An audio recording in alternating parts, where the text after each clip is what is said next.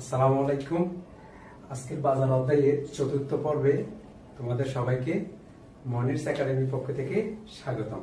আশা করি তোমরা বাজার অধ্যায়ের পার্ট 1, পার্ট 2, পার্ট 3 খুবই ভালোভাবে করেছো। আমি যেভাবে বলছিলাম সেভাবে তোমরা শেষ করেছো। তাইলে এই যে কোয়েশ্চেন সলভিং পর্ব, এই পর্বে তোমরা এগুলো ফিলিংস করে করতে পারবা, খুব ফিল করতে পারবা। আচ্ছা, আমি একটা কোয়েশ্চেন লিখলাম, এটা হচ্ছে ঢাকা বোর্ড 2023 সালের একটা কোয়েশ্চেন।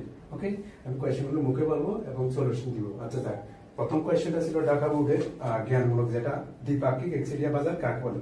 দ্বিপাক্ষিক এক্সেডিয়া তোমরা লিখে রাখো খুব সুন্দর করে। দ্বিপাক্ষিক এক্সেডিয়া হচ্ছে কোন দ্রব্য ক্রয় বিক্রয়ে একজন ক্রেতা এবং একজন বিক্রেতার সংগঠিত হলে, কি বলছি, কোন দ্রব্য ক্রয় বিক্রয়ে একজন ক্রেতা এবং একজন বিক্রেতা যদি কি হয়, সংগঠিত হয়, তাকে বলা হয় দ্বিপাক্ষিক এক্সেডিয়া বাজার, মানে বাইলিটারাল মনোপলি মার্কেট।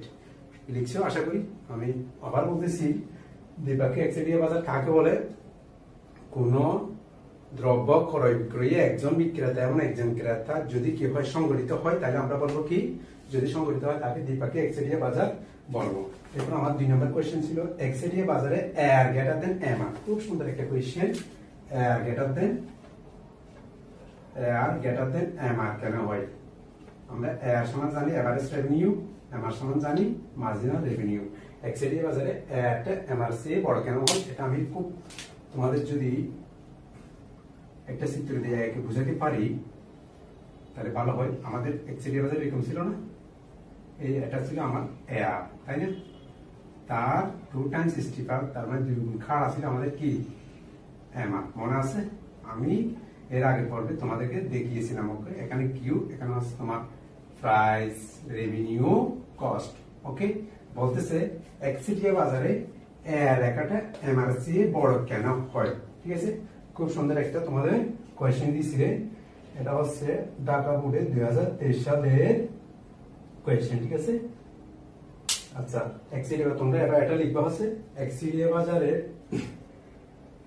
গড় আয় প্রান্তিকে এসে বড় হয়। মানে আমরা অনুদান লিখি কিভাবে, 2টা পার্ট অনুদান লিখি না, অনুদান কোয়েশ্চেন মানে ক নম্বর কোয়েশ্চেনটা লিখবো আমরা 2 পার্টে। হ্যাঁ, তোমরা একটা পার্ট 2টা অংশে লিখবা আর কি।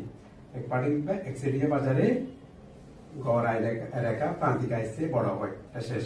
আবার একটু ব্যাখ্যা করার জন্য আরেকটা পার্ট আমরা ক্রিয়েট করবো। ঠিক আছে, এভাবে। আচ্ছা, এইখানে আমরা ব্যাখ্যাটা করবো।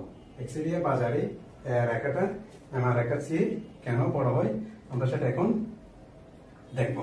আচ্ছা, আমরা জানি এক্সেডিয়া বাজারে বিক্রেতা চাইলে ইচ্ছা মতো দাম বাড়াতে পারে আবার কমাইতে পারে। আমরা জানি কিনা এক্সেডিয়া বাজার কারণ এক্সেডিয়া বাজার কাকে বলে?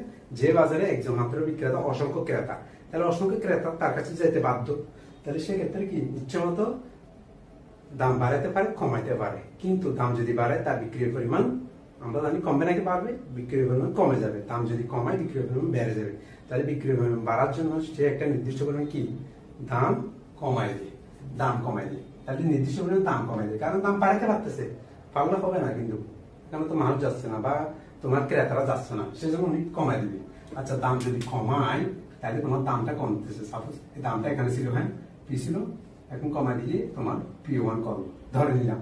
দাম কমাতে আগে যখন দাম পি ছিল তখন এর ছিল এই বিন্দুতে, খুব ভালো করে খেয়াল করো, আর হচ্ছে এমআরও ছিল এই বিন্দুতে। দাম যখন কমছে, দাম যখন ফল করছে বা কমাইছে, কেন? বিক্রির পরিমাণ বাড়ানোর জন্য। কে কমাইছে? এক্সেডিয়া কারবারই কমাইছে, এখানে কোনো কারো হাত নেই, ও নিজেই কমাইবে, ও নিজে বাড়াইতে পারে।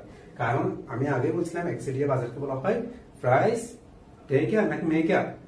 দেখি, প্রাইস মেকার। এক্সেডিয়া বাজার হচ্ছে প্রাইস মেকার বলা হয় বিক্রেতাকে।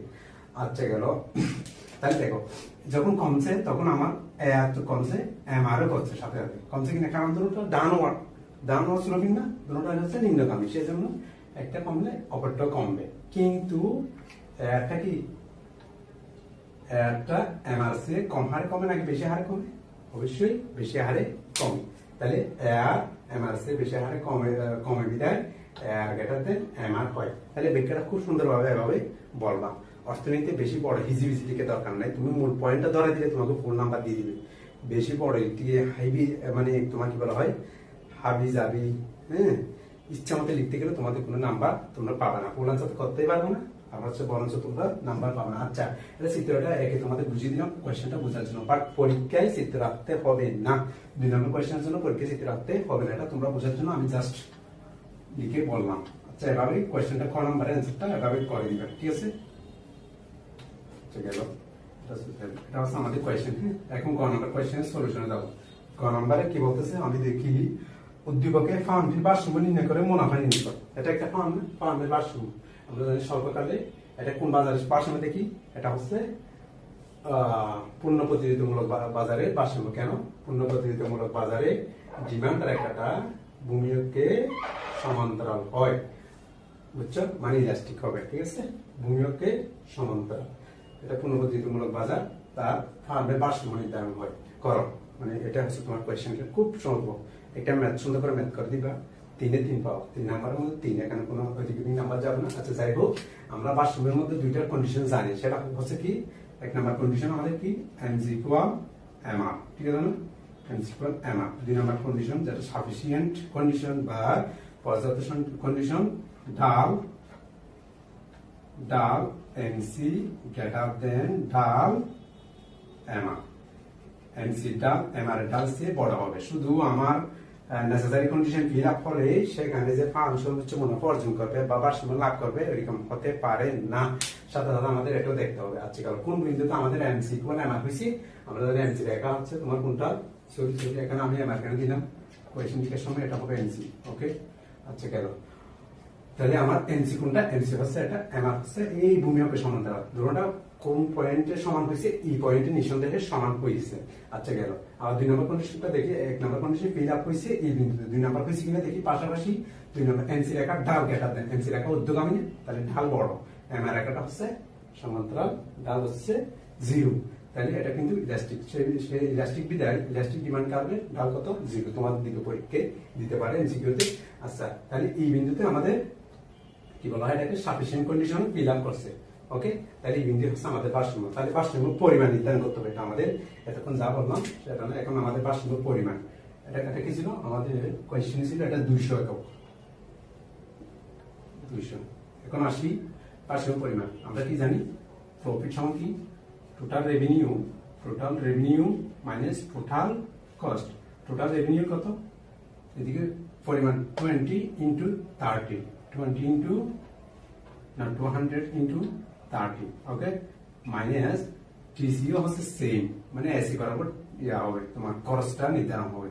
তাও কিন্তু আমাদের 200 ইন্টু 30। ওকে, এখন দেখি 200 কত দিয়ে বলে 6, 3 মানে 6000, মাইনাস এটু 4000, ঠিক আছে? ওকে, 0। তাহলে এখানে ফার্ম কি করবে, স্বাভাবিক মুনাফা নাকি অস্বাভাবিক মুনাফা নাকি ক্ষতি? ফার্ম হচ্ছে স্বাভাবিক মুনাফা সহ ভারসাম্য অর্জন করবে। তাহলে এই হচ্ছে গয়। আচ্ছা, এই উদ্দীপকের 4 নাম্বার কোয়েশ্চেনটা হচ্ছে আমাদের ফার্মের গড় রেখা, অর্থাৎ এসি রেখা যদি এক বিন্দু দিয়ে অতিক্রম করে, এখন তো এই বিন্দু দিয়ে অতিক্রম করছে, তাই না? যদি এক বিন্দু দিয়ে অতিক্রম করে তাহলে ফার্মের মুনাফার কোন ধরনের প্রভাব পড়বে? আগে কি মুনাফার পরিবর্তন হবে? আমরা গত দেখলাম এই বিন্দুতে এসি যখন এই বিন্দু দিয়ে অতিক্রম করে তখন কিন্তু আমাদের মুনাফা 0। তার মানে হচ্ছে ফার্ম স্বাভাবিক মুনাফা অর্জন করে বা স্বাভাবিক মুনাফা সহ ভারসাম্য লাভ করে। এখন আমাদের 4 নম্বর যে কোয়েশ্চেন সেটা হচ্ছে কি, ফার্মের গড় রেখে এসি যদি এক বিন্দু দিয়ে অতিক্রম করে তাহলে ফার্মের মুনাফার উপর কোন ধরনের প্রভাব পড়বে তা চিত্র সহ ব্যাখ্যা করো। চিত্র সহ বলতেছে আমরা আমাদের নতুন একটা চিত্র আঁকতে হবে। আমি তোমাদের এটার মধ্যে দেখাচ্ছি, তোমরা যাতে বিষয়টা খুব ভালোভাবে রিয়ালাইজ করতে পারো সেই জন্য আমি এই চিত্রের মধ্যে এসিটা নিচে নামে দেখাবো। এক বিন্দু দিয়ে এসি অতিক্রম করবে। লোক আমি লাল রং দিয়ে দেখাচ্ছি তোমরা যাতে বিষয়টা বুঝতে পারো। দেখো, এসি এক বিন্দু দিয়ে অতিক্রম করবে। এসি যখন এখানে এই বিন্দু দিয়ে গেছিল তখন এসি এর সর্বনিম্ন বিন্দু ছিল ই তে, মানে এমসি এর পাশাপাশি বা কাছাকাছি এমসি এর সাথে। এমসি যে বিন্দু দিয়ে গেছে এই বিন্দু হচ্ছে, ওই বিন্দুটি হচ্ছে এসি এর সর্বনিম্ন বিন্দু। তাহলে আমার এসি যদি নিচে নামে তাহলে আমার এমসি তো এদিকে, তাই না? তাহলে আমার এমসি এর সর্বনিম্ন বিন্দু হবে এই পার্টের দিকে। তাহলে বিষয়টা যদি আমি চিত্রের মাধ্যমে রূপ দিই, এই দেখছো এটা বিন্দু, এটা এই এমসি, এটা আমার এমসি, যে এমসি রেখাটা যে বরাবর থাকবে এসিটার সর্বনিম্ন পয়েন্টটা সেই বরাবর হবে। তাহলে আমি এসি কে এর নিচে আর নামাইতে পারবো না, এখন আমি আস্তে আস্তে উপরে উঠে দিবে দেখি। এই এটা হচ্ছে আমার এসি ফার্মের গড় খরচ রেখা এক বিন্দু দিয়ে অতিক্রম করা বলতে এটাকে বোঝাচ্ছে মূলত। আমরা যদি আঁকতে গিয়ে যদি এটা ভুল করি, অনেকে ভুল করে ফেলবে, হচ্ছে এখানে যেভাবে এসি এর সর্বনিম্ন পয়েন্টটা এই বিন্দুতে হয়েছে, অনেকে আমরা এক বিন্দুতে এসি এর সর্বনিম্ন বিন্দুটা স্থাপন করতে চাইবো, বাট আমাদের তখন আমরা কিন্তু মিলাতে পারবো না। তখন কি হয়ে যাবে, আমার এমসি ইকুয়াল এমআর ওই ভারসাম্যটা আমার হবে না। মোট কথা হচ্ছে আমার চিত্র আঁকায় কি হয়ে যাবে, ভুল হয়ে যাবে, দিন শেষে আমরা ভারসাম্য স্থাপন করতে পারবো না। তাহলে আশা করি বুঝাতে পারছি। এখন তাহলে আমার ভারসাম্য কি, এমসি ইকুয়াল এমআর, ওই যে necessary condition MC equal MR. এই এমসি এবং এমআর কোন পয়েন্টে, এমসি এবং এমআর, আমার এমসি এবং এমআর ঠিক ই পয়েন্টে ইয়া করছে, তাহলে আমার ভারসাম্য লাইন হচ্ছে এটা। তাহলে আমার খরচ কোনটা, এসি বরাবর খরচ না, এই বিন্দু থেকে আমি এদিকে টানি, তাহলে খরচ হচ্ছে 20, আমার উৎপাদনের পরিমাণ বা ভারসাম্য পরিমাণ হচ্ছে 200, আগের মতোই আছে। তাহলে এখন আমাদের মুনাফার কোন ধরনের পরিবর্তন এসেছে এটা একটু দেখি। আমার মুনাফা সমান কি জানি আমি, মুনাফা সমান TR minus TC, total cost minus total revenue minus total cost. Total revenue হচ্ছে পি ইনটু কিউ, মানে প্রাইসকে আমরা ইউনিট প্রাইসকে আমরা ভারসাম্য পরিমাণ দ্বারা গুণ করলে আমরা টোটাল রেভিনিউ পাই। তাহলে আমার ইয়া কত, উৎপাদন কত বা চাহিদা কত, ডিমান্ড রেখা বরাবর 30, তাহলে 30 ইন্টু কত, 30 ইন্টু ভারসাম্য পরিমাণ হচ্ছে 200, রাইট, 200 মাইনাস টিসি কত, টোটাল কস্ট। তাহলে ইউনিট কস্ট হচ্ছে মানে এক একের জন্য আমার খরচ হয় 20 টাকা, উৎপাদনের ভারসাম্য পরিমাণ হচ্ছে আমাদের 200, রাইট। এখন দেখো 600 মাইনাস এটা হচ্ছে সরি এটা 6000 মাইনাস 4000, ওকে। তাহলে দিন শেষে আমার 2000 টাকা কি হচ্ছে, লাভ নাই ক্ষতি, প্রফিট বা মুনাফা হচ্ছে, এই হচ্ছে কথা। তাহলে 4 নম্বর কোয়েশ্চেনে আমাদের কি করবে, ফার্ম অস্বাভাবিক মুনাফা সহ ভারসাম্য অর্জন করবে। আশা করি বুঝতে পারছি। এসিটা আমরা এভাবে আঁকবো, ঠিক আছে। এসি যদি এরকম হয় তার মানে হচ্ছে এসি এক বিন্দু দিয়ে অতিক্রম করলে এভাবে অতিক্রম করবে, এমসি এর কোনো পরিবর্তন আসবে না। এমসি এর পরিবর্তন আসলে আমাদের এক বিন্দু জায়গায় থাকবে না, অন্য বিন্দুতে সরে যাবে। এটা কিন্তু আগের ভারসাম্য লাইনের বরাবর ছিল। আচ্ছা, তাহলে আশা করি বুঝছো, এই হচ্ছে কথা। সবাই ভালো থাকিও, আর তোমাদের বন্ধুদের সাথে বেশি বেশি করে শেয়ার করবা। ওকে, আসসালামু আলাইকুম।